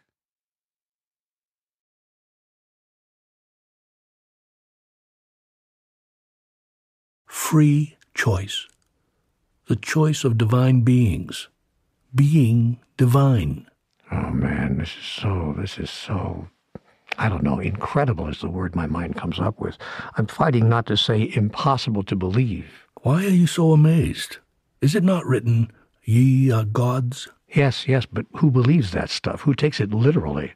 What was the point of the message if you were going to toss it aside? I'm hearing that, but there's so much in so many holy scriptures, and not every word of it is true. Let's be fair here.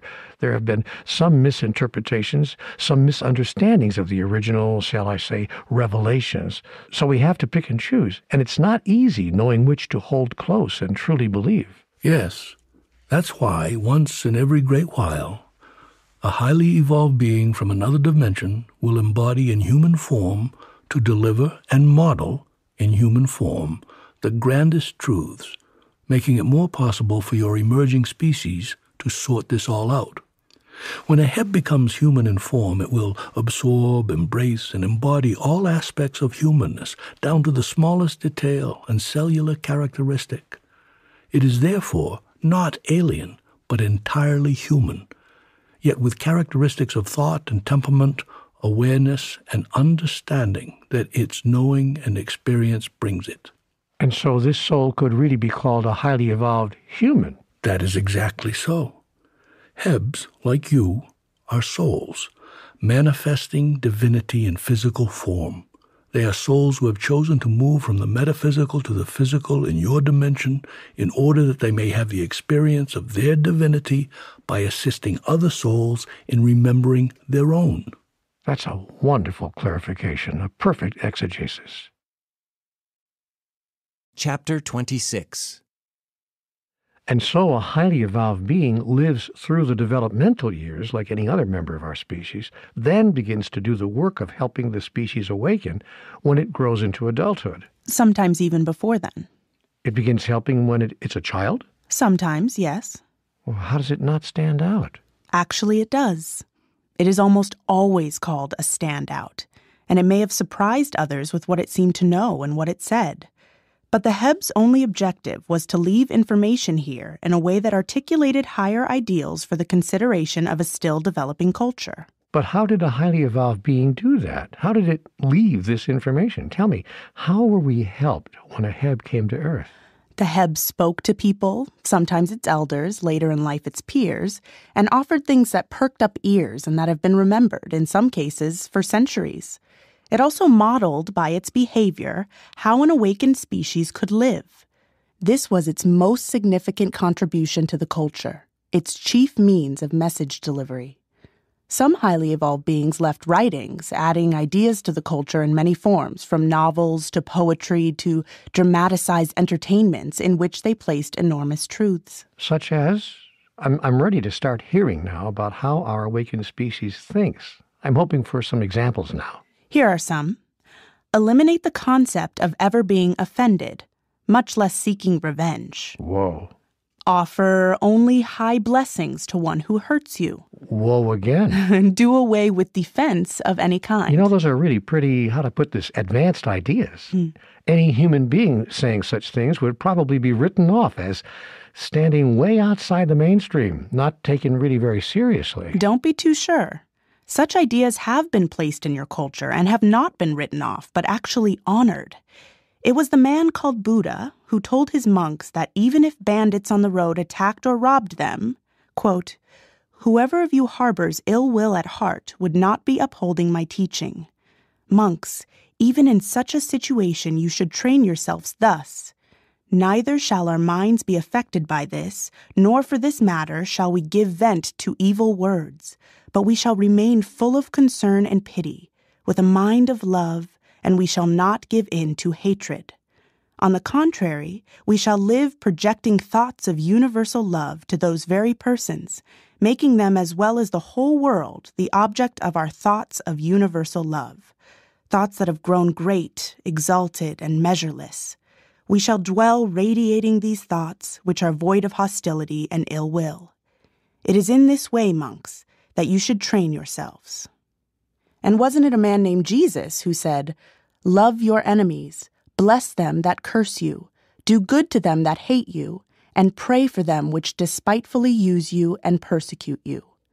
And did he not also say, "If a man slaps you on the right cheek, turn and offer him your left"? Are you saying that Buddha and Jesus were highly evolved beings from another dimension? I am saying that these are ideas not widely accepted or practiced in humanity's culture at the time. Or even today? Or even today. Those who spoke them were inspired. So were they Hebs or were they not? It will serve no useful purpose here to singly identify any and every individual within humanity's history who received their inspiration from an entity who birthed as a highly evolved being embodying on your planet, or who, in fact, was one. You know, I'm asking because, given the information in this dialogue, some might think that you're inferring that the great teachers and philosophers and messengers of our past, from Lao Tzu to Socrates, Buddha to Jesus, from Hildegard of Bingen to Julian of Norwich 200 years later, and other models and teachers, both before and after these men and women, that you might be saying that these teachers were highly evolved beings from another dimension. Is that what you're inferring? You see how this has already become a distraction from their message? It is almost as if the wonder and the glory of their modeling, the insight and the wisdom of their message should somehow be considered in a different way because their sharing of it may have been inspired by a highly evolved being, or because they themselves may have been such a being, come from another dimension and born to humanity to assist the species. Yet why should the origin of any message or modeling have more importance than the content? The effect of Hebs having offered inspirational assistance in your evolutionary process was not intended to cause you to question your past, but to inspire you to create a glorious future. Truth is truth, no matter what the source. Okay, then, leaving the question of our distant past aside, let me just ask you this. Are such beings embodied on our planet today? I mean, right now? It would likewise serve no useful purpose to follow that line of inquiry. If I said yes, you would want to know immediately the identity of that entity. If I said no, not at this time in your history, you would then ask me to identify who was the most recent one in your past.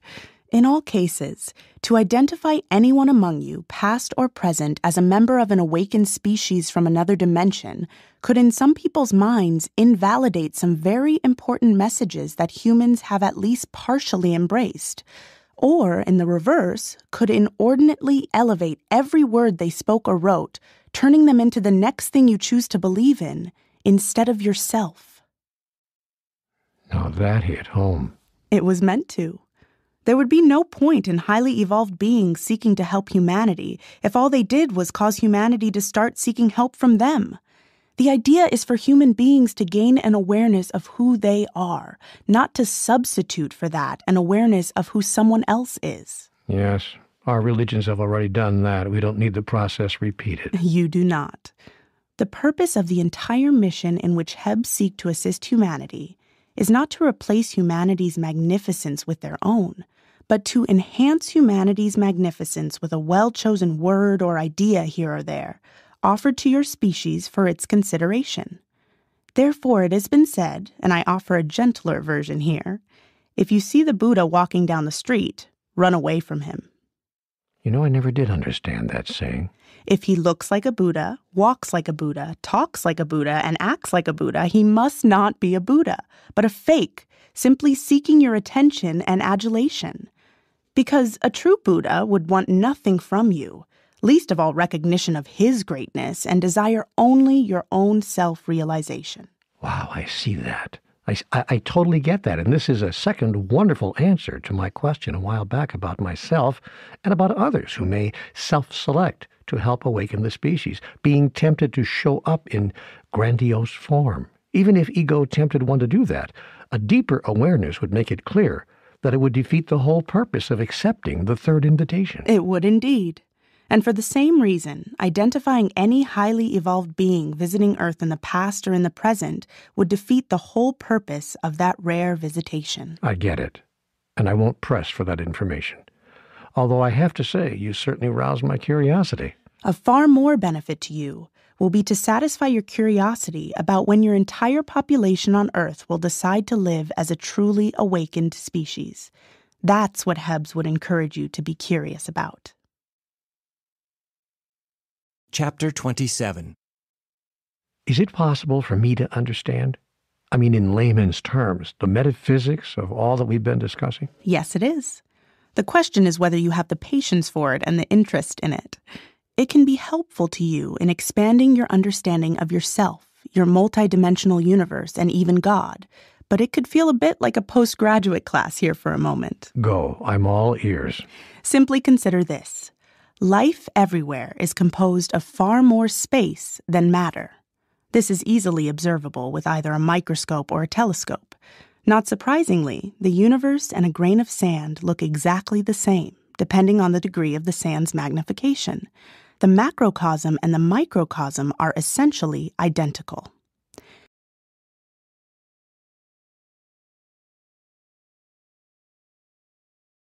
Chapter 21. You know, I think that deserves and requires more explanation, a closer exploration. And I'd like to move now to item 16 and come back to that later if I can, because there seems to be something really important for us to look at in this final item on the list. And the two may bear some relationship to each other. So item 16 is what I want to look at right now. It tells us that an awakened species has harnessed the power of metaphysics. Humans in an unawakened state often largely ignore it. To what are we referring here? What is being said in this item is that the scope and breadth of universal wisdom and creative metaphysical power is largely unused by humanity. I'm going to ask you again here what I have asked before. Can you give me an example? Yes. You said yourself a little while ago that a man named Emile Coué proved the effectiveness of autosuggestion in the early part of the 20th century. Well, he proved it to his satisfaction anyway. You don't believe his results? Well, I believe them, yes, but not everyone might agree. The question here is, since you yourself say you believe in this process, do you use it? Have you used it as a tool in dealing with your own physical ailments? Well, not regularly, no. Wait. I have to be truthful here. That would be good. I've never used it, to be honest. I mean, I believe that the energetic power of the mind can affect the energetic signature of cells within the body. We've talked about this exact possibilities, but no, I've never used the Coué method to address any of my physical ailments or conditions. Case closed. I guess our human society is just not ready on a grand scale to grapple with metaphysics, to deal with what some have called alchemy, or to rigorously apply what so many have called the power of positive thinking. Some individuals have done it, and some spiritual groups, relatively small as a proportion of the whole of humanity, have done it. But I'm seeing what you're saying now. As a civilization, we have not come anywhere near harnessing the power of metaphysics. No, the human race has not. It is, however, becoming more and more aware of it, and is moving step by step in that direction. Yes, there was a movie and a book out a few years ago called The Secret, which talked all about the power that lies within us to create our own reality.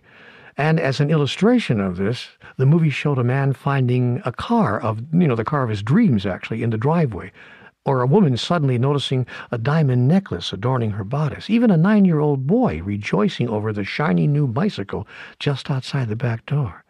But I can see that these are just first baby steps. I couldn't help but wonder, if the secret was so powerful, why wasn't it being used to create, say, world peace? This idea wasn't even mentioned in the movie as a possible application, pretty much letting us know where the members of our species place world peace on the scale of importance vis-a-vis new cars, diamond necklaces, and shiny new bikes, or at least where the movie's producers assumed we placed it. You could, of course, create world peace using basic metaphysics. Yes, my wonderful friend John Hagelin has traveled the globe making that exact point. He's a renowned quantum physicist.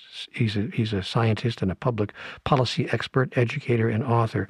And Dr. John Hagelin offers us this from his online writings. I'm going to quote his writings right now. Most people, he says, don't know how deeply their own consciousness is connected to the collective fate of the planet, or how they can use a powerful, scientifically tested technology of consciousness to help create world peace on Earth virtually overnight. More than 50 demonstration projects and 23 studies published in leading peer-reviewed journals have shown that this new consciousness-based approach to world peace neutralizes the ethnic, political, and religious tensions in society that give rise to crime, violence, terrorism, and war. The approach has been tested on the local, state, national, and international levels, and it's worked every time, resulting in highly significant drops in negative social trends and improvement in positive trends. Large groups of peace-creating experts practicing these technologies of consciousness together dive deep within themselves to the most fundamental levels of mind and matter, which physics calls the unified field. From that level of life, they create a tidal wave of harmony and coherence that can permanently alter society for the better, as the research confirms. And this consciousness-based approach is holistic, easy to implement, non-invasive, and cost-effective. That's the end of the quote from Dr. Hagelin's website. You can go to that website, by the way, at www.permanentpeace.org. www.permanentpeace.org if you want more information. So the question is, what would it take for us to use this, can I call it, spiritual technology? What do you think? Nothing more than an awakening. Even just a beginning awareness of these things could get things started on a larger scale. I was struck by one of the video programs that John Hagelin made about all of this, which ends with this quote: "There's far more evidence that group meditation can turn off war like a light switch than there is evidence that aspirin reduces headache pain." There you have it. Tell everyone you know, and have them tell everyone they know. Metaphysics works. It's the linchpin of the universe, and highly evolved beings know this.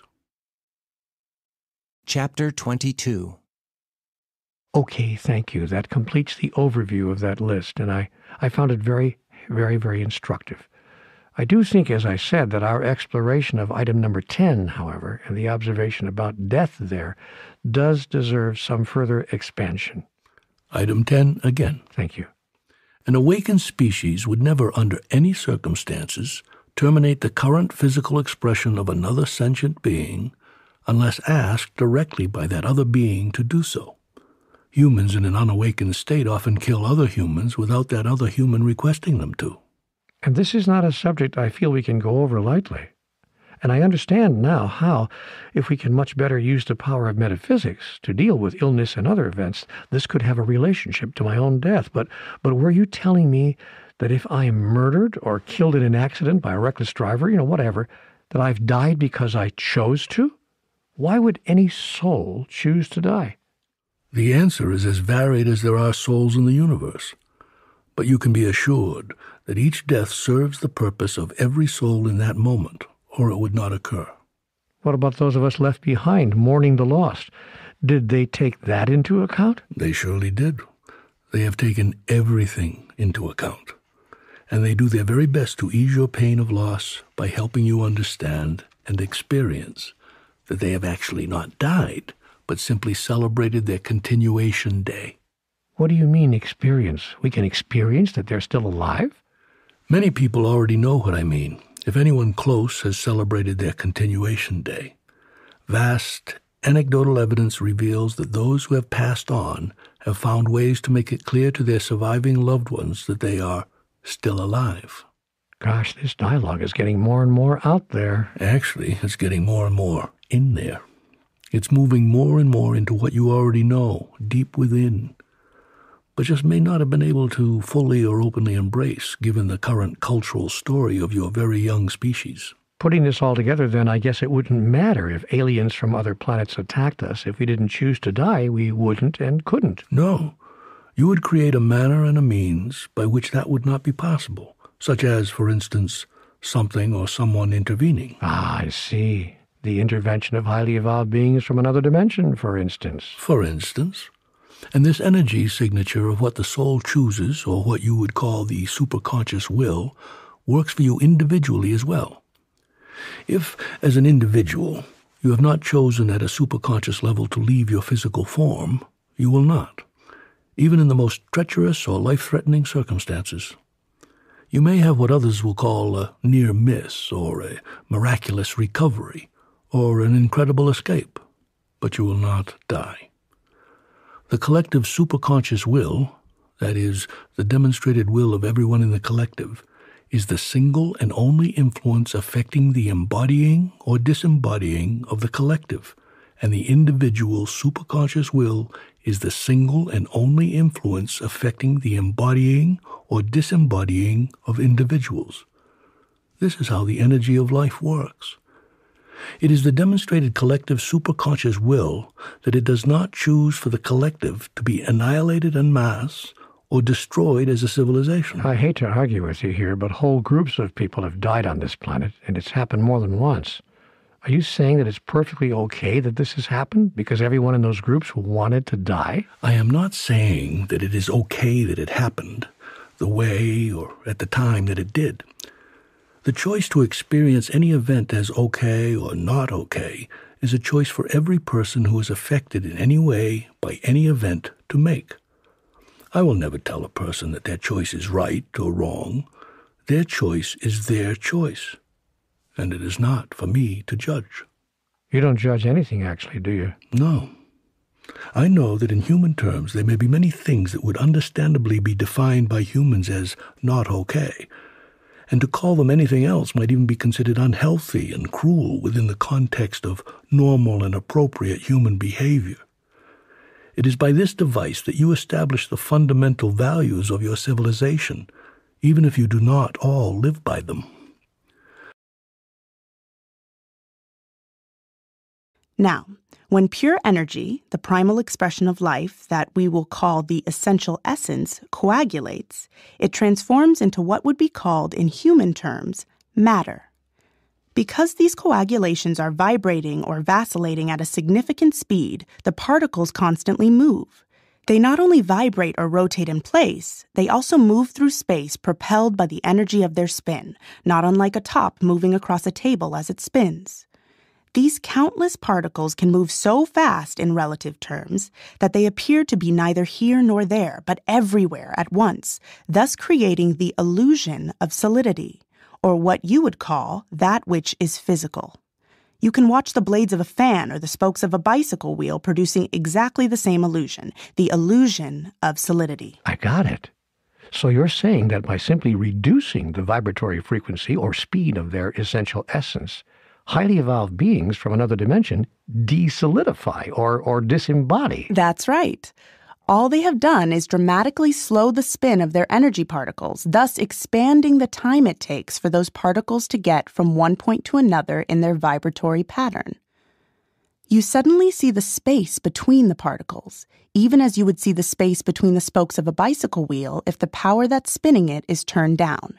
By the way, take a look at the universe or any of its galaxies from a great enough distance, and all you will see is a big wheel. Whoa. Now, should the space between the spokes of a bicycle wheel be sufficiently enormous, as it would feel to you if you were the size of a microbe and your perspective was therefore myopic, all you would see for a very long time, until the next spoke of the wheel came by, is empty space. In effect, while you are waiting and watching for the next spoke, the solidity will appear to have disappeared. What you do not know is that it was never there to begin with. It was merely the speed of the spokes moving past your line of sight that created the illusion of solidity. When a highly evolved being dephysicalizes, the time between the Hebb's energy cycles is so long in relative terms that the space between its vacillations is, also in relative terms, enormous. And what once appeared to others as a solid physical form no longer has that appearance. The entity seems to have disappeared, as it cannot be seen in its entirety unless viewed from a huge, to you unfathomable, distance. The formula is simple. Time plus space equals appearance. If you could stand back far enough from the entire universe and the universe of universes, you would see the body of God. So what physicists are now conjecturing about is true? There's more than one universe? Yes, the cosmos is a multiverse, not a universe. So to use a well-worn turn of phrase, we don't know the half of it. To be more accurate and perhaps coin a new phrase, you don't know the 100th of it. But highly evolved beings from another dimension understand the metaphysics of existence perfectly, and therefore are clear that they neither exist nor cease to exist simply because of the frequency rate of their energetic vibration. They merely appear to be or not to be physical. To be or not to be? That is the question. Precisely.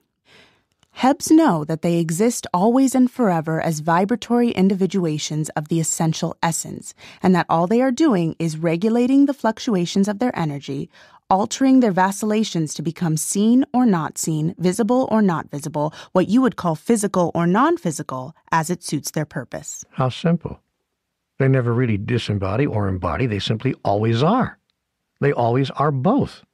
And they fill more or less space, in a sense, expanding or contracting themselves by merely altering the speed of their energetic vibration. How simple. Mm-hmm. And God is so huge. I mean, you're so big because of your energetic vibration that you can't be seen at all. That doesn't mean that you're not there. It just means you're so expanded that the space between your energy particles makes you invisible. Brilliant. You got it. Whoa. A metaphysical explanation of God. Yippee. You and everything are the energy particles of God. And the huge space between the giant spinning particles of the cosmos is mirrored in the huge space in relative terms between the particles of which you are comprised. You do understand, yes, that if you look at your own body underneath enormous magnification, what you will see is exactly what you see when you look up at the night sky. You would see that both you and the cosmos are 99% space. Do you imagine the similarity to be a coincidence?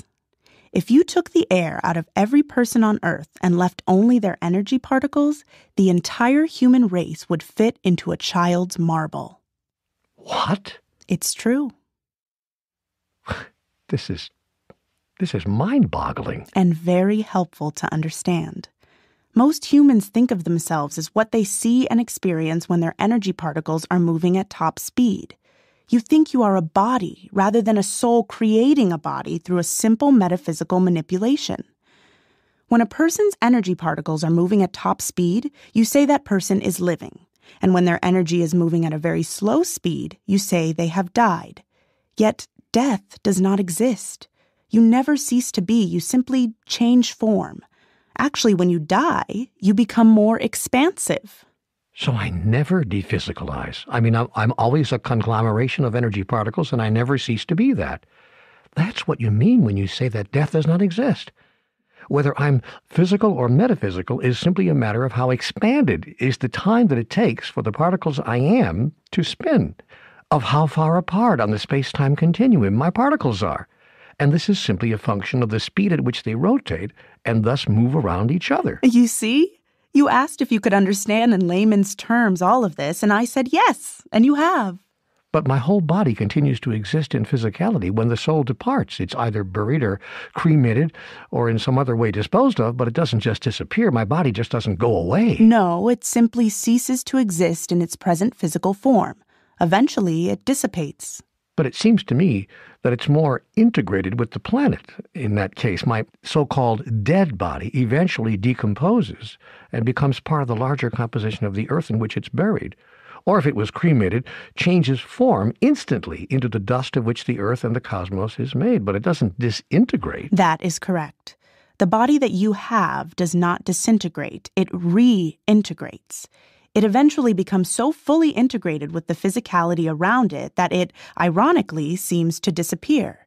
It actually has not disappeared at all, but taken on a new appearance.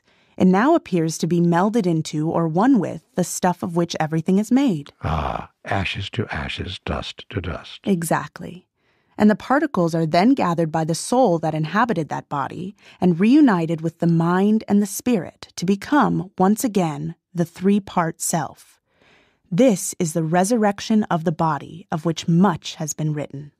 But that doesn't happen instantly as it does with Hebs. That's my point. This process takes time. If you look at it within the framework of that illusion, yes. But looked at from another vantage point, the viewpoint of the soul when in metaphysical form, it's happening all at once. The energetic expressions that you call your body and your mind travel with the soul, indeed are parts of the soul, through all eternity.